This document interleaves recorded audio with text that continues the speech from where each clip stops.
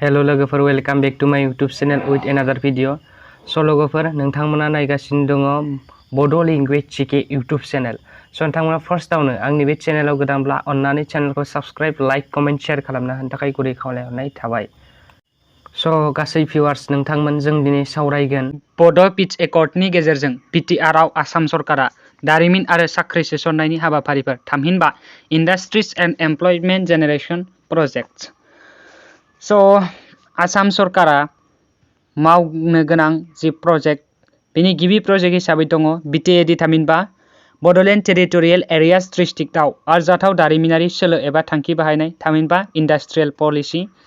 आरो सेकेन्ड प्रजेक्टआव दङ थांनानै थानाय आरो आबादारि जौगानायखौ मदद होनो थाखाय थोजासे गोनां खाबुफोरजों लोगोसे थामहिनबा इनफ्रास्ट्राक्चार फार्म मेसिनारि पार्क फसंनाय।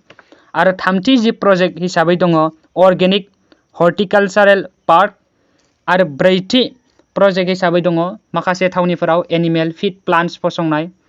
आरो बाथि प्रजेक्ट हिसाबै दङ B.T.R नि थामहिनबा बड'लेण्ड टेरिटरियेल एरियाज डिस्ट्रिक्टनि माखासे थावनिफोराव ना बिदै दैहोनाय, फोरोंथाय होनाय आरो ना फिसिनायनि मिरु।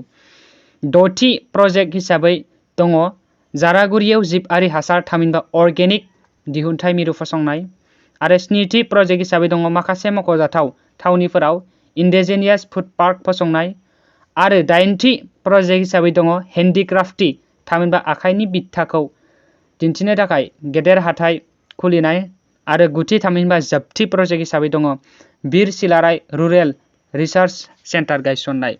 स' बेखिनियानो जाहैबाय बड' पिच एकर्डनि गेजेरजों थारमाने बड' पिच एकर्डनि दारै B.T.R आव आसाम सरकारा दारिमिन आरो साख्रि सोसननायनि जि हाबाफारिया बेखिनियानो।